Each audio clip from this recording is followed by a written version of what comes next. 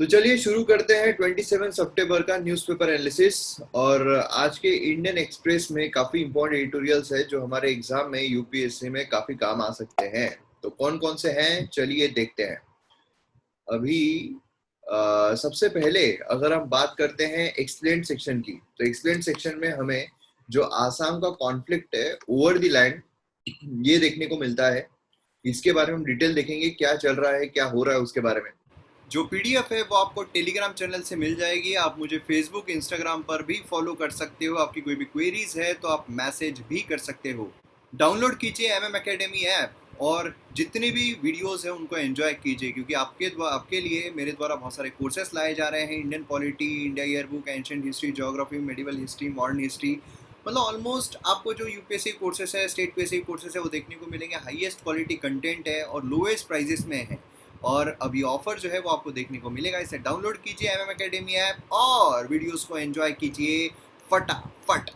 दूसरा अगर हम देखते हैं यहाँ पर वैक्सीन इफिकेसी जो है ये डिक्लाइन क्यों होती जा रही है, क्या थर्ड डोज के इम्प्लीकेशन, मतलब थर्ड डोज जो है क्या उसकी जरूरत यहाँ पर पड़ सकती है, क्या थर्ड डोज आ सकता है या लाया जाना चाहिए, उसके बारे में यहाँ पर बात हो रही है। देखिए ये जो है ये मैं आपको यहीं पर एक्सप्लेन कर देता हूँ किस तरीके से बात कर रहा है। वैक्सीन इफिकेसी क्या होती है, देखिए क्या है कि अभी वैक्सीन लिए ना, इसे थोड़ा ऐसा हो सकता है कि बोलने में थोड़ी एनर्जी कम लग रही हो, थोड़ा वो आप बर्दाश्त कर लेना। तो वैक्सीन इफिकेसी क्या होती है, जब भी हम कोई वैक्सीन लेते हैं, वैक्सीन क्या होती है उसी चीज को, मतलब मोस्टली वैक्सीन जो है वो इस तरीके से दी जाती है कि जो वायरस है उसी को डाइल्यूट करके, मतलब वो हमें हैम्पर ना करे या फिर उसके जो कीटाणु उसको मार के हमारे शरीर में छोड़ दिए जाते हैं। अब हमारे शरीर में जब छोड़ दिए जाते हैं तो क्या होता है, हमारा शरीर उसके अगेंस्ट में एंटीबॉडीज क्रिएट करता है। कोई भी फॉरेन मटेरियल आ रहा है, हमारा शरीर उसके लिए एंटीबॉडीज क्रिएट करता है। अब एंटीबॉडीज जब क्रिएट होते हैं तब हमारा शरीर, मतलब एंटीबॉडीज मतलब क्या, वो हमारी पर्सनल आर्मी है। जैसे हमारे देश में अगर कोई घुसपैठ करने की कोशिश करता है तो हमारे जो सोल्जर्स उसको मार के भगाते हैं। उसी तरीके से अगर कोई वायरस हमारे शरीर में आता है, हमारे शरीर एंटीबॉडी क्रिएट करता है जो उसको मार कर भगा देते हैं, है ना। अब ये सिनारियो में क्या होता है, कभी कभार जो हमारी एंटीबॉडीज है, हमारे शरीर की जो इम्यूनिटी, उसी को इम्यूनिटी कहते हैं, जो एंटीबॉडीज क्रिएट करने की क्षमता है। कभी कभार ऐसा होता है कि हमारे शरीर की इम्यूनिटी इतनी स्ट्रांग नहीं होती है तो वायरस हमको मार देता है। कभी कभार ऐसा होता है कि हमारे शरीर की इम्यूनिटी इतनी स्ट्रांग होती है कि वायरस जो है वो हमें जो नॉर्मल जो सर्दी खांसी बुखार वो भी नहीं आने देता है, पहले ही उसको भगा देता है। लेकिन बात ये होती है कि एक बार अगर हमारे शरीर के एंटीबॉडीज डेवलप हो गए और उसने अगर उनको भगा दिया, वायरस को भगा दिया, दोबारा अगर वायरस आने की कोशिश करे तो उसको पहले ही रोक देता है कि भाई तू अंदर नहीं आ सकता है, यू कैन नॉट एंटर। ठीक है, यही कोशिश की जाती है वैक्सीन के थ्रू कि हम क्या करेंगे, हम यहाँ पर जो मतलब जो वायरस है उसी को माइल्ड फॉर्म में हम इंसर्ट कर देंगे इंसान के शरीर में, जिससे कि वो एंटीबॉडीज है वो क्रिएट कर ले।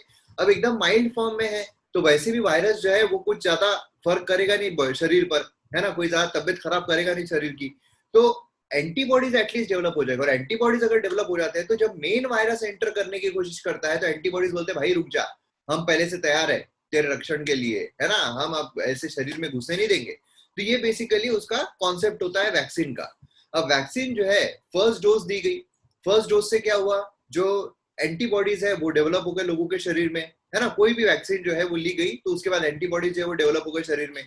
लेकिन हुआ ऐसा कि एंटीबॉडीज कब तक रहेंगे, ये जो सोल्जर्स यहाँ पर तैयार हुए, सोल्जर्स कितने महीनों के लेंगे, कितने दिनों के लिए रहेंगे, ये पता नहीं है। कोई कोई वायरस ऐसे होते हैं, कोई कोई बीमारी ऐसे होती है जिसके लिए एंटीबॉडीज पूरे जिंदगी भर के रहते हैं। ठीक है, जैसे मिसल्स हो गए, जैसे डेंगू हो गया। जैसे मुझे अभी कुछ महीनों पहले डेंगू हुआ था, तो उस टाइम पर मैंने जब WHO की वेबसाइट पढ़ी तो उसमें लिखा हुआ था कि एक बार अगर आपको डेंगू होता है, आप रिकवर हो जाते हो एंड आपके शरीर में एंटीबॉडीज आ जाते हैं डेंगू के, तो फिर वो लाइफ टाइम आपको मिलते हैं। हालांकि उसमें यह है कि अगर एक्सट्रीम ही हो गया तो आपको फिर से डेंगू हो सकता है, लेकिन पूरे लाइफ टाइम के लिए आपको एंटीबॉडीज है वो मिल जाते हैं, ऐसा वहां पर उनकी वेबसाइट में कहा। तो कोई कोई एंटीबॉडीज लाइफ टाइम के लिए होते हैं कि लाइफ टाइम आप बीमार नहीं पड़ोगे, लेकिन कोई कोई एंटीबॉडीज ऐसे होते हैं जो 6 महीने के लिए, 1 साल के लिए रहते हैं, देन आपको फिर से रिकरिंग उसके लिए जो डोजेस है वो लेने पड़ते हैं। तो यहाँ पर अगर हम बात करते हैं कोरोना वायरस की, तो यहाँ पर 2 डोजेस जो है वो यहाँ पर लाए गए। 2 डोजेस किस तरीके से लाए गए कि पहला डोज जो है, पहला डोज और दूसरे डोज में 3 महीने का फर्क रहेगा, 90 डेज जो है उसका ऑलमोस्ट यहाँ पर फर्क रहेगा, ऐसा यहाँ पर कोविशील्ड के लिए लाया गया। अलग अलग वैक्सीन के लिए अलग अलग, कोवैक्सीन के लिए अलग, देन उसके बाद कोई वैक्सीन तो अभी ऐसी आ गई है कि एक ही डोज लो और फिर मोकले हो जाओ, है ना। तो इस तरीके से हमें देखने को मिल रहा है। तो इफिकेसी क्या है? इफिकेसी उसी को कहते हैं कि वैक्सीन कितनी इफेक्टिव है, उसको हम कहते हैं वैक्सीन इफिकेसी। कि एक बार अगर हमने वैक्सीन ले ली तो कितना परसेंट आपको प्रोटेक्ट कर रही है, इसको कहते हैं वैक्सीन इफिकेसी। समझ लीजिए अगर वैक्सीन आपने ली, ठीक है, आपके चांसेस है 50% बचने के, 50% आपको वायरस हो सकता है, तो इफिकेसी कितनी रहेगी? 50% रहेगी। ये अगर आपके 70% आप उससे शील्ड हो जाते हो, 70% आप प्रोटेक्ट हो रहे हो, सिर्फ 30% चांसेस है आपको वायरस होने के वैक्सीन लेने के बाद, तो इफिकेसी कितनी हो गई? 70% हो गई। तो यहाँ पर इफिकेसी जो है वो डिक्लाइन होती जा रही है, ऐसा हमें देखने को मिल रहा है। उसके कई सारे कारण है जो अभी मैं आपको बताऊंगा। देखिए क्या होता है, वैक्सीन जब आप ले रहे हो तो इससे दो चीजें डिपेंड रहती है। एक है कि आपकी इम्यूनिटी कितनी है, आपकी इम्यूनिटी कितनी हो रही है। इम्यूनिटी कभी कभार अलग अलग होती है। प्रद्युम्न ने भी अगर 2 डोज लिए, प्रीति ने भी 2 डोज लिए, मैंने भी 2 डोज लिया, तो अब आपकी इम्यूनिटी जो है वो हो सकता है अलग हो, प्रीति की इम्यूनिटी अलग हो, मेरी इम्यूनिटी जो है वो अलग हो, है ना। अलग अलग बॉडी जो है वो रिएक्ट करे। दूसरी चीज ये हो सकती है कि जो वायरस है म्यूटेट हो रहा है। वायरस म्यूटेट हो रहा है, इसका मतलब क्या है? वायरस एक इससे दूसरी इसमें चेंज हो रहा है। उसमें जब भी वायरस, मतलब मेरे से अगर प्रद्युमन में गया तो प्रद्युमन में वो वायरस सेम नहीं रहेगा जो मेरे शरीर में था, उसमें थोड़ा चेंजेस रहेगा। देन प्रद्युमन के शरीर से अगर प्रीति के शरीर में गया तो वायरस थोड़ा चेंज रहेगा, सेम नहीं रहता है। इसको हम कहते हैं म्यूटेशन। तो जो म्यूटेशन है, अब मैंने जो वायरस लिया, मेरे शरीर में जो वायरस था, उसके लिए जो साइंटिस्ट है उन्होंने वैक्सीन बनाई, लेकिन फिर प्रद्युमन के शरीर में गया वो चेंज हो गया, प्रीति के शरीर में गया वो चेंज हो गया। तो अब जो प्रीति के शरीर में वायरस है वो यही वैक्सीन से प्रोटेक्टेड रहेगा या नहीं, वो हम नहीं बता सकते हैं। तो ये यहाँ पर एक दूसरा प्रॉब्लम आ रहा है कि वायरस जो है म्यूटेट हो रहा है। म्यूटेट होने की वजह से क्या हो रहा है कि अब इफिकेसी जो ये वैक्सीन थी, ये उस वायरस मेरे शरीर में जो था उसके लिए वो 80% इफेक्टिव थी, लेकिन अब जो प्रीति के शरीर में है उसके लिए वो 50% इफेक्टिव रह रहा है वैक्सीन। तो इसलिए क्या हो रहा है, इफिकेसी डिक्लाइन हो रही है। अब इफिकेसी जब डिक्लाइन हो रही है तो इसीलिए ऐसा बोला जा रहा है कि थर्ड डोज जो है इसके भी इम्प्लीकेशन आने चाहिए। तो ये कॉन्सेप्ट सिर्फ आपको यहाँ पर पता रहना चाहिए। कभी कभार ये कॉन्सेप्ट जो है वो आपको ना ही प्रीलिम्स के लिए ना ही मेंस के लिए, इंटरव्यू के लिए काम आ सकता है। कि आप बताइए क्या लगता है आपको, थर्ड डोज, सेकेंड डोज, जो थर्ड डोज अगर उस टाइम तक थर्ड डोज दिया गया तो आपको क्या बोलना है ना। या फिर जो वैक्सीन होती है, वैक्सीन जो हेजिटेंसी है उसके मामले में, तो ऐसे कुछ क्वेश्चन जो है आपको आ सकते हैं। बाकी इसके लिए मेंस के लिए अगर देखा जाए तो वैक्सीन हेजिटेंसी जो है सिर्फ वो एक इंपॉर्टेंट कॉन्सेप्ट है, ठीक है। चलिए नेक्स्ट अगर हम जाते हैं तो यहाँ पर हमें काउंट द लेटर्स ड्रग देखने को मिलता है। अब यहाँ पर ये वाला जो एडिटोरियल है, ये वाला एडिटोरियल आपके लिए होमवर्क है। आपको ये शाम को जो हमारा रिवीजन क्लास है रात का, उसमें आपको ये वाला एडिटोरियल एक्सप्लेन करके बताना है। पहले पढ़ना है क्योंकि अब से मैं पर्सनालिटी डेवलपमेंट जो क्लास है वो भी इंक्लूड कर रहा हूँ, जहां पर इंटरव्यू के लिए भी आपको मैं तैयार करूंगा, जहां पर आपकी जो इंग्लिश है उसको सुधारना है, आपका जो ग्रामर है उसको सुधारना है, आप कैसे पोर्ट्रे करते हो अपने आप को दूसरों के सामने वो सुधारना है। तो ये सारी चीजें, मतलब ओवरऑल आपकी पर्सनैलिटी जो है वो डेवलप होना चाहिए, उसके लिए हम यहाँ पर काम करेंगे। तो अब यहाँ पर आपको सिर्फ जो एडिटोरियल है वो एक्सप्लेन नहीं, पहले पढ़ना पड़ेगा, पहले उसकी रीडिंग लेंगे, देन उसके बाद आप उसको एक्सप्लेन करोगे। इससे और एक फायदा ये होगा, जो सी सेट पेपर होता है कॉम्प्रिहेंशन का, उसमें आप पढ़कर कितने जल्दी आप दिमाग में याद रख पा रहे हो, तो वो भी आपकी एक्सरसाइज जो है यहाँ से कंप्लीट हो जाएगी। तो शाम का क्लास जो है वो हम रिवीजन प्लस ये चीज जो उसको डेडिकेटेड रखेंगे, ठीक है। तो ये वाला आपके लिए होमवर्क है। देन उसका learning without barriers. Learning without barriers ये एक बहुत इंपॉर्टेंट और अच्छा आर्टिकल है, ठीक है। हमने ट्रांसजेंडर के बारे में देखा था लास्ट इसमें कि ट्रांसजेंडर जो है वो कैसे बेटर परफॉर्म कर सकते हैं या फिर क्या किया जाना चाहिए, शॉर्टफॉल कैसे हो रहा है उनका, जो पढ़ाई है वो क्यों नहीं कर पा रहे हैं। तो अब यहाँ पर हम जो पीडब्ल्यूडी स्टूडेंट्स है उनके बारे में यहाँ पर बात करने वाले हैं, ठीक है। उनके पढ़ाई में क्या प्रॉब्लम्स आ रही है, कैसे वो और बेटर परफॉर्म कर सकते हैं। देन उसके बाद यहाँ पर अगर हम देखते हैं तो चॉइस टू मोनेटाइज, ठीक है, चॉइस टू मोनेटाइज, इसमें इतनी कुछ खास चीजें जो है वो नहीं बोली जा रही है कि मतलब जो गवर्नमेंट अलग अलग चीजों को लीज पर देती है, अलग अलग एयरपोर्ट बोलिए सारी चीजें, तो इसके बारे में अगर बात हो रही है, वही चीज जो प्राइवेटाइजेशन है उसी में हम ये देखेंगे, जो प्राइवेटाइजेशन को हम अच्छे तरीके से डिटेल में कवर करेंगे। देन नॉट एमएसपी रूट, इसको हम शॉर्ट में देखेंगे क्या यहाँ पर कहा जा रहा है, क्या यहाँ पर बोला जा रहा है, तो ये वाला एडिटोरियल भी हम देखेंगे। तो इस तरीके से हमें टोटल एडिटोरियल्स देखने को मिलते हैं। तो आइए सबसे पहले हम यहाँ पर बात करते हैं आसाम कॉन्फ्लिक्ट ओवरलैंड। जो आसाम है उसका कॉन्फ्लिक्ट किस तरीके से हो रहा है जमीन पर, क्या कॉन्फ्लिक्ट यहाँ पर चल रहा है लैंड से रिलेटेड, तो ये यहाँ पर आर्टिकल बात कर रहा है। तो अगर हम देखें सबसे पहले बैकग्राउंड, तो हुआ क्या है, हुआ ये है कि लास्ट वीक एक इविक्शन ड्राइव जो है वो शुरू हुआ है, जो सीपजहर आसाम डरंग डिस्ट्रिक्ट है वहां पर। अब ये क्या है, देखिए यहाँ पर अगर आप देखोगे तो आपको देखने को मिलेगा, यहाँ पर ये डिस्ट्रिक्ट जो है वो हमें देखने को मिलता है। अब यहाँ पर क्या इविक्शन ड्राइव हमें देखने को मिला है। इविक्शन ड्राइव मतलब क्या कि वहां से लोगों को इविक्ट किया गया है, वहां से लोगों को निकाला गया है, उस जगह से लोगों को निकाला गया है। अब लोगों को जगह से क्यों निकालते हैं, उसके अलग अलग कारण हो सकते हैं। एक तो हो सकता है कि जो फ्लड है वो आने वाला हो तो लोगों को इविक्ट किया जा रहा है। हो सकता है कि कोई और डिजास्टर, अर्थक्वेक जैसा डिजास्टर कोई आने वाला हो तो लोगों को इविक्ट किया जा रहा है, तो ये भी एक कारण होता है इविक्ट करने का। दूसरा ये भी होता है कि अगर कोई जमीन सरकारी जमीनों पर रह रहे हैं तो भी उनको इविक्ट किया जाता है। अब जब यहाँ पर बात हो रही है to a violent turn, violent turn मतलब क्या है, वायलेंट टर्न मतलब क्या है कि अब यहाँ पर अग्रेसिव हो गए, यहाँ पर हाथापाई हो गई है, यहाँ पर मारपीट हो गई है। तो जब मारपीट हो गई है जिसमें 2 लोगों की मौत और सेवरल लोग इंजर्ड हुए हैं, तो यहाँ पर कोई डिजास्टर से बचने के लिए इविक्ट नहीं किया गया। यहाँ पर जो गवर्नमेंट लैंड है उससे इविक्ट किया गया, गवर्नमेंट लैंड पर कोई रह रहे थे वहां से उनको निकाला गया है। ठीक है, तो ये चीज हमको यहाँ पर समझ में आ जाती है। अब यहाँ पर क्लैश जो है वो पुलिस और प्रोटेस्टर्स के बीच में देखने को मिली। आसाम में एथनिक कॉन्फ्लिक्ट जो है लैंड पर ये काफी सदियों से चलता आ रहा है, तो इसमें कोई ये नहीं है। अब यहाँ पर अगर आप देखोगे तो ये जो ड्राइव था, इविक्शन ड्राइव था, ये क्या था, क्यों यहाँ पर किया गया था। तो यहाँ पर देखिए जो इलीगल एनक्रोचर्स है उनको यहाँ पर रिमूव किया गया।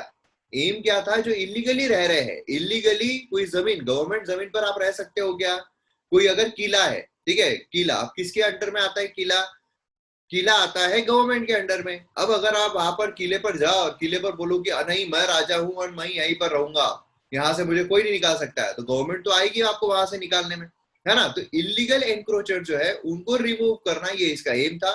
गवर्नमेंट लैंड को फ्री अप करना, ठीक है, किसके लिए, लैंडलेस इंडिजिनियस कम्युनिटीज के लिए। जो इंडिजिनियस वहीं की जो कम्युनिटी है, वहीं की कम्युनिटी के लिए यहाँ पर गवर्नमेंट जमीन को फ्री करना था।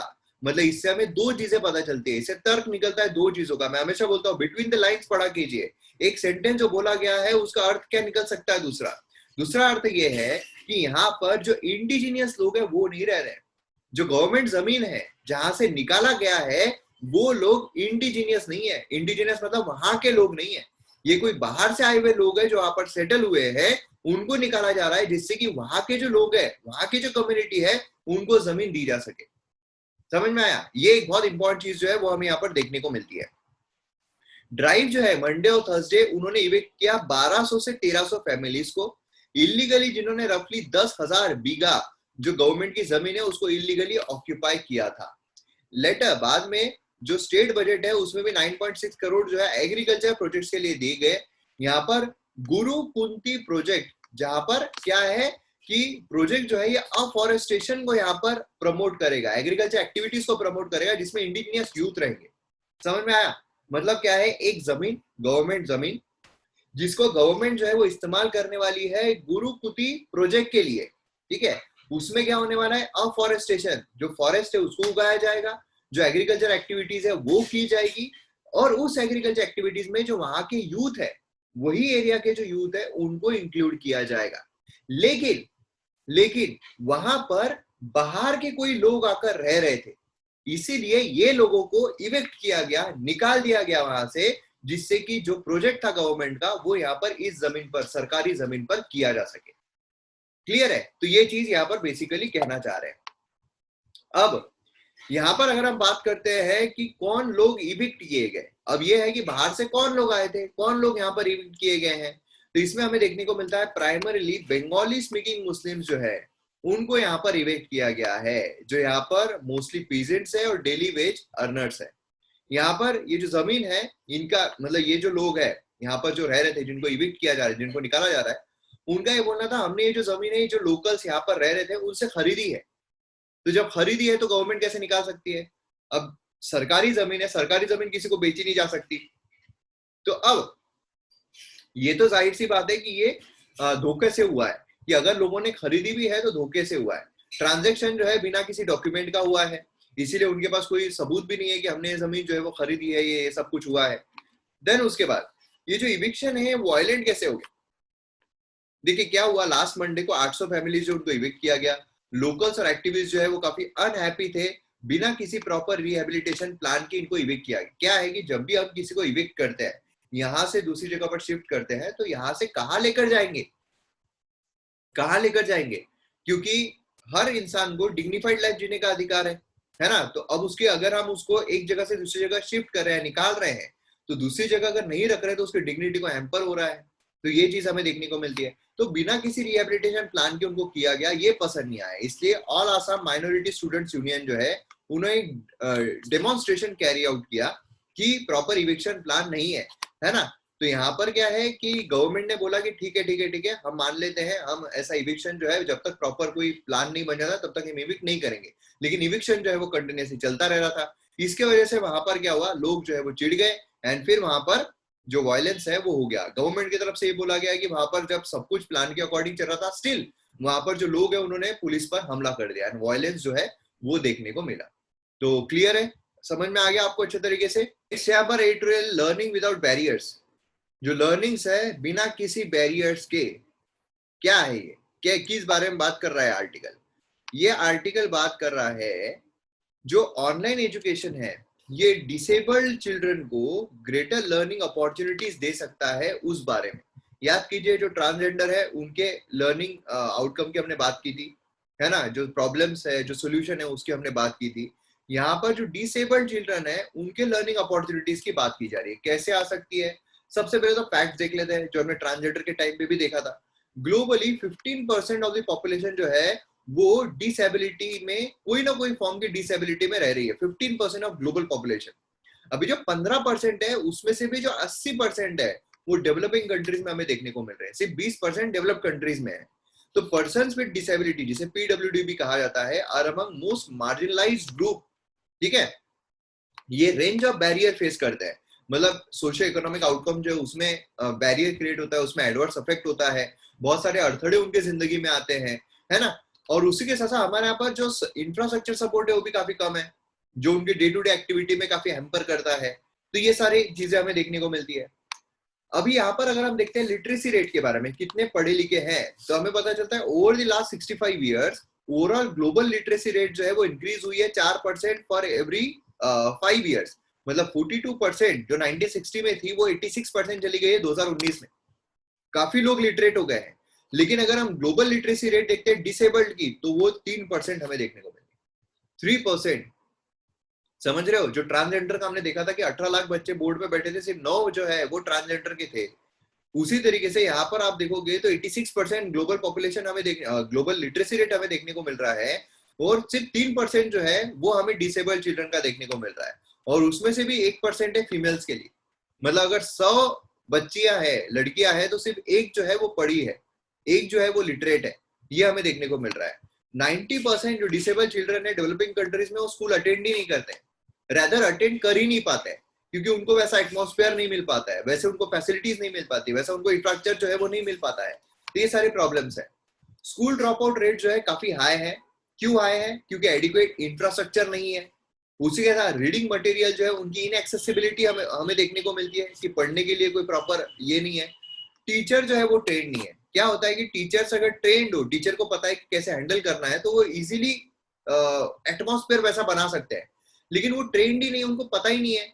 वो दूसरे बच्चों को उनको सेम तरीके से आंक रहे हैं, सेम तरीके से इवेल्युएट कर रहे हैं, सेम तरीके से जज कर रहे हैं, तो फिर कैसे हो पाएगा? मोस्ट डिसेबल्ड चिल्ड्रन जो है वो फाउंडेशन स्किल से इक्विप्ड ही नहीं है कि उनके पास फाउंडेशन स्किल हो, जिससे क्या हो रहा है कि एम्प्लॉयबिलिटी जो है वो उनको नहीं मिल पा रही है। स्किल्स रहेगी तो ही एम्प्लॉयमेंट मिलेगा, स्किल नहीं है तो एम्प्लॉयमेंट कहां से मिलेगा? According to UN, developing country जो है 80 to 90% पीडब्ल्यूडीज जो है वो अनएम्प्लॉयड है, 80 से 90%। इंडस्ट्रियल कंट्रीज में अगर हम देखते हैं, जो डेवलप्ड कंट्रीज है वहां पर अगर हम देखते हैं, तो 50 to 70% जो है वो ये आंकड़ा हमें देखने को मिलता है। मतलब वहां पर डेवलपिंग कंट्रीज के कंपैरिजन में ज्यादा वहां पर एम्प्लॉयमेंट जो है वो है। अब लॉकडाउन की वजह से क्या हुआ? लॉकडाउन की वजह से एक अपॉर्चुनिटी हमें मिली है कि हम पीडब्ल्यूडीज के लिए प्रॉपर लिटरेसी जो है वो दे सके। कैसे? लॉकडाउन जो उसने स्कूल्स को माइग्रेट किया है ऑनलाइन एजुकेशन पर।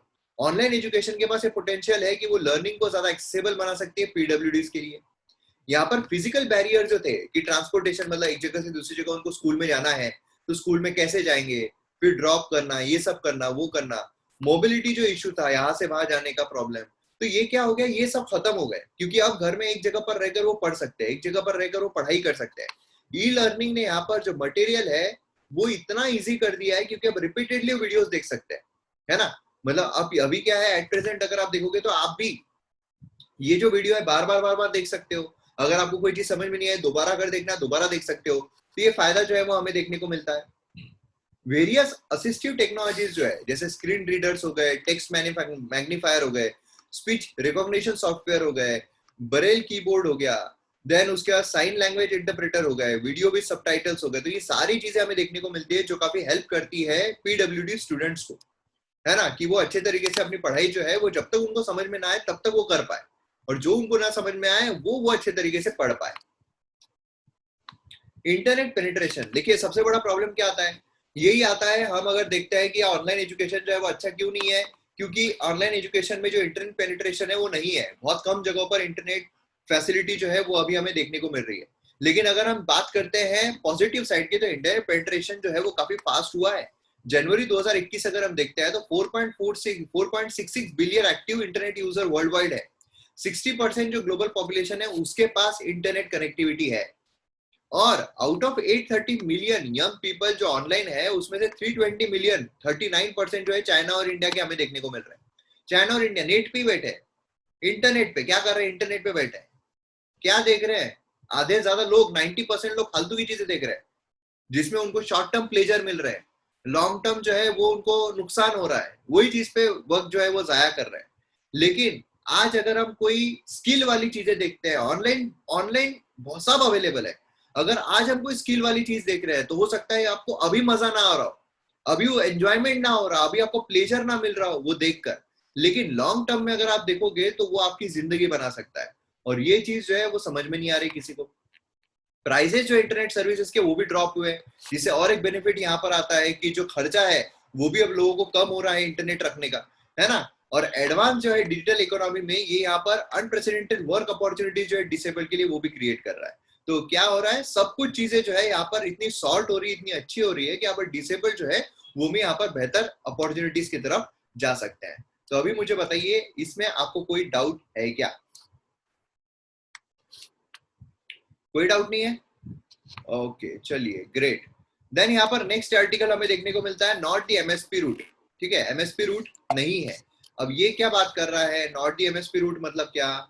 यहाँ पर आप देखिए, शॉर्ट में मैं आपको यहाँ पर बता रहा हूँ ये चीज क्या है। कंपोजिशन ऑफ फार्मर्स की इनकम अगर हम देखते हैं, फार्मर की इनकम तो क्या क्या कैसे हो रही है, यहाँ पर अगर आप देखोगे सबसे पहले तो income from wages and salaries, जो वेजेस एंड सैलरीज है, ठीक है, उससे कितना आ रहा है, तो यहाँ पर आप देख सकते हो 38, पहले 2002-2003 में 38, देन 2012-2013 में 32, एंड देन 2018-19 में 40.3% कहां से आ रहा है, वेजेस एंड सैलरी से। देन उसके बाद net receipt from crop cultivation, crop cultivation अगर हम देखते हैं जहां पर उगाया जा रहा है, धान्य उगाया जा रहा है, वहां से 45% था, वहां से हम सीधा आ गए हैं 37.7% पर। मतलब ये क्या हुआ, ये डिक्लाइन हुआ है। वेजेस एंड सैलरीज ऊपर गया है ना। देन अगर हम बात करते हैं net receipt from farming of animal, जो एनिमल हस्बेंडरी है, जो एनिमल से आता है, पहले था 4.3% 2002-2003 में, लेकिन अभी सीधा हमने जंप किया है 15.7%। मतलब ये क्या हुआ है, ये भी यहाँ पर हुआ है इंक्रीज। एंड लास्ट में आते हैं हम नॉन फार्म बिजनेसेस, वो अगर हम देखते हैं तो वो था पहले 11.2%, अब चला गया है 6.4%। मतलब ये हुआ है डिक्लाइन। तो इससे हमें समझ में क्या आ रहा है, इसे समझ में ये आ रहा है कि जो एग्रीकल्चर है, एग्रीकल्चर डिक्लाइन हुआ है, एग्रीकल्चर डिक्लाइन हुआ है। अगर हम वेजेस और सैलरीज की बात करते हैं तो इंक्रीज हुए हैं। दूसरा, जो फार्मिंग फ्रॉम एनिमल है, एनिमल हस्बेंडरी है, वो इंक्रीज हुआ है ना। मतलब जो एग्रीकल्चर, जो हम फार्म उगा रहे हैं वो डिक्रीज हुआ है, एनिमल से जो फार्मिंग की इनकम आ रही है वो बढ़ी है। इससे हमें क्या पता चलता है, जो एनिमल है, जो एनिमल हस्बेंडरी है, उसमें क्या एमएसपी मिलता है, मिनिमम सपोर्ट प्राइस मिलता है। मिनिमम सपोर्ट प्राइस क्या है, कि आपको कम से कम इतनी कीमत हम देंगे ही देंगे।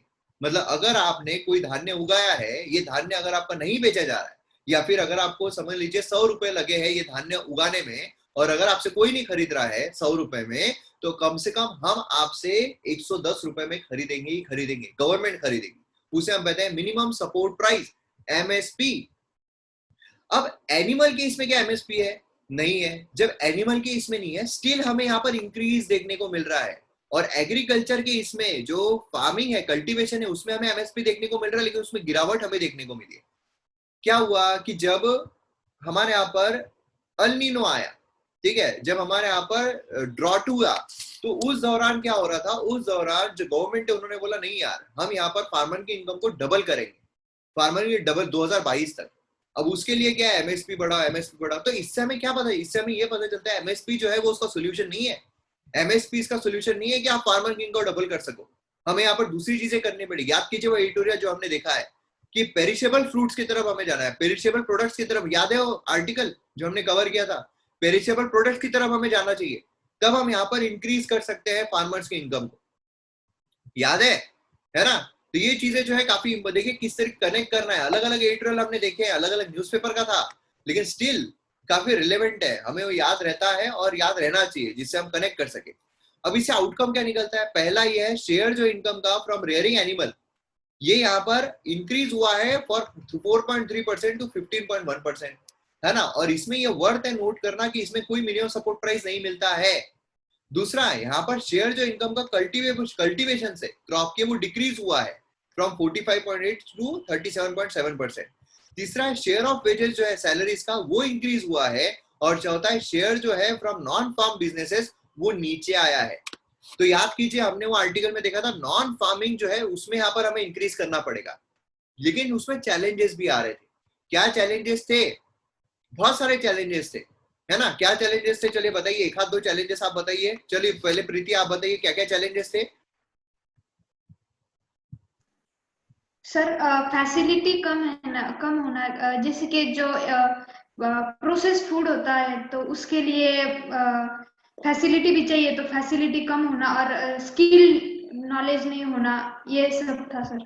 ठीक है, लेकिन काफी पॉइंट जो मिस किया आपने। आज का जो रिवीजन वाला रहेगा उसमें पढ़ लेना बाबा, क्योंकि उसमें मैं पूछने वाला हूँ। आज पूरा रिवीजन रहने वाला है हफ्ते भर का, जो लास्ट वीक में हमने पढ़ा था। ठीक है, सारे एडिटोरियल्स का भी रिवीजन रहेगा।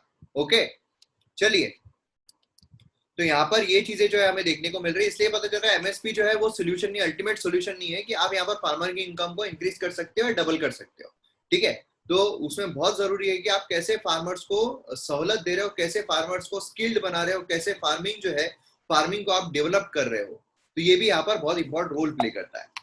यहाँ पर नेक्स्ट जो है एक न्यूज है, छोटी न्यूज, जहां पर ये बात की जा रही है बियर कंपनीज जो उनको पेनलाइज किया गया है कार्टलाइजेशन के लिए। ठीक है, ये सीसीआई के द्वारा इन्वेस्टिगेशन में पाया गया। कार्टलाइजेशन मतलब क्या होता है? देखिए, एक रेट फिक्स कर देना। अब फॉर एग्जांपल जैसे जितने भी समझ लीजिए अगर एजुकेशन सेक्टर है, ठीक है, जितना भी एजुकेशन सेक्टर है, आज आपको देखने को मिलेगा कि कोई जो एजुकेशन, ऑनलाइन एजुकेशन है, अगर यूपीएससी के कोर्स दे रहे हैं तो उसमें अलग कीमत है, कोई और दे रहा है अलग कीमत है। हालांकि एमएम एकेडमी में सबसे कम है, लेकिन अलग अलग जगहों पर, अलग अलग जगहों पर जो अलग अलग प्राइजेस है वो देखने को मिलते हैं। समझ लीजिए कार्टिलाइजेशन अगर कर दिया जाता है, कार्टिलाइजेशन मतलब क्या कि हर जगह किसी भी इस पर अगर आप चले जाओ आपको सेम प्राइस मिलेगी, सेम प्राइस मिलेगी। उसको हम बोलते हैं कार्टिलाइजेशन, कि भाई एक रेट फिक्स कर दिया गया है, मतलब इंसान जो है वो कहीं पर भी जाए उसको वहां पर सेम कीमत देखने को मिलेगी। इससे क्या होता है? इससे कंपटीशन हैम्पर होता है ना। इससे क्या हो रहा है? एक मोनोपोली क्रिएट की जा रही है कि भाई कहीं पर भी गया उसको सेम ही पैसे जो है वो देने पड़ेंगे। एक मोनोपोली जो है वो क्रिएट की जा रही है। तो ये चीज हमें देखने को मिलती है। तो क्या है, कॉम्पिटिशन कमीशन ऑफ इंडिया जो तय करता है कॉम्पिटिशन हमारे देश में रहना चाहिए। कॉम्पिटिशन से फायदा क्या होता है कि यहाँ पर कॉम्पिटिटिव रेट्स मिलते हैं कंज्यूमर को, क्वालिटी जो है अपग्रेडेड मिलती है। कंपटीशन बढ़ेगी तो क्वालिटी भी अपग्रेड होगी ना, है ना? तो ये चीजें जो है हमें देखने को मिलती है। तो कंपटीशन कमीशन ऑफ इंडिया जो है उसके द्वारा ही बोला गया है। तो हमें यहाँ पर इंपॉर्टेंट क्या है? इंपॉर्टेंट है कंपटीशन कमीशन ऑफ इंडिया क्या है। तो कंपटीशन कमीशन ऑफ इंडिया एक स्टैट्यूटरी बॉडी है, एक्ट के थ्रू बनाई गई, government of India, competition act 2002 के तहत। ठीक है, monopolies and restrictive trade practice act 1969 repel कर दिया गया, रिप्लेस किया गया बाय कंपटीशन एक्ट 2002। ठीक है, जो राघवन कमेटी के द्वारा रिकमेंड किया गया था। नाम बहुत इंपॉर्टेंट है, कौन सी कमेटी के द्वारा लाया गया। देन यहाँ पर competition commission of India aim करता है कि कॉम्पिटिटिव एनवायरमेंट जो उसको रिबूस्ट करे, कंपटीशन रहे मार्केट में, जिससे कंज्यूमर को फायदा हो, कम प्राइस मिले, हाई क्वालिटी मिले, ये सब मिले। ठीक है, एंड देन उसके बाद यहाँ पर क्या है, प्रोफेशनलिज्म, ट्रांसपेरेंसी, एंड यहाँ पर जो भी प्रॉब्लम्स आते हैं उसको रिजॉल्व करना है कॉम्पिटिशन कमीशन ऑफ इंडिया काम है। कंपोजिशन अगर हम देखते हैं तो इसमें चेयरपर्सन और 6 मेंबर देखने को मिलते हैं एज पर कॉम्पिटिशन एक्ट, जो अपॉइंट किए जाएंगे सेंट्रल गवर्नमेंट के द्वारा। कंपटीशन कमीशन जो है quasi judicial body, quasi judicial मतलब क्या, ये निर्णय भी दे सकती है, ये वहां पर आदेश भी दे सकती है, तो ये यहाँ पर इनको मिलता है। एलिजिबिलिटी देखते हैं तो यहाँ पर क्या है, person with ability, integrity and standing who has been qualified जजेस ऑफ हाई कोर्ट, ठीक है, या फिर जिसका स्पेशल नॉलेज है, प्रोफेशनल एक्सपीरियंस है, 15 ईयर से कम नहीं रहना चाहिए, इंटरनेशनल ट्रेड में, इकोनॉमी में, बिजनेस में, कॉमर्स में, लॉ में, फाइनेंस में, ये सब में, ठीक है, वो यहाँ पर एलिजिबल रहेगा। दूसरा फंक्शंस अगर हम देखते हैं तो जो एडवर्स इफेक्ट कंपटीशन पर डाले, ऐसी सभी चीजों को एलिमिनेट करना, खत्म कर देना। जैसे कि कार्टेलाइजेशन होता है, अगर रेट्स फिक्स किए जाते हैं तो वहां पर कंपटीशन खत्म हो रहा है। यहाँ पर कंपटीशन इशू जो भी हो रहे हैं उसमें ओपिनियन देना, क्या किया जा सकता है ना। यहाँ पर क्या है, जो ऑब्जेक्टिव्स है वो अचीव करना है। कौन से ऑब्जेक्टिव्स है, कंज्यूमर का वेलफेयर होना चाहिए, देन यहाँ पर फेयर और हेल्दी कंपटीशन जो इकोनॉमिक एक्टिविटी में रहना चाहिए, जिससे कि क्वालिटी अपग्रेडेशन हो। कंपटीशन पॉलिसीज जो उसको इंप्लीमेंट करना है, जिससे इफेक्टिव तरीके से यहाँ पर चीजें जो है वो हो सके। स्मूथ अलाइनमेंट जो है सेक्टर और रेगुलेटरी लॉज का, वो यहाँ पर होना चाहिए, और कंपटीशन एडवोकेसी जो है इफेक्टिवली कैरी आउट की जानी चाहिए। तो ये सारी चीजें जो है हमें देखने को मिलती है। जरूरत क्या है, फ्री एंटरप्राइज क्रिएट करने के लिए क्या है कि ऐसा नहीं रहना चाहिए कि यार सब कुछ जो है वो लोगों ने जो बेचने वाले हैं उन्होंने सब अपने हाथ में ले लिया है। कंज्यूमर का फायदा यहाँ पर होना चाहिए।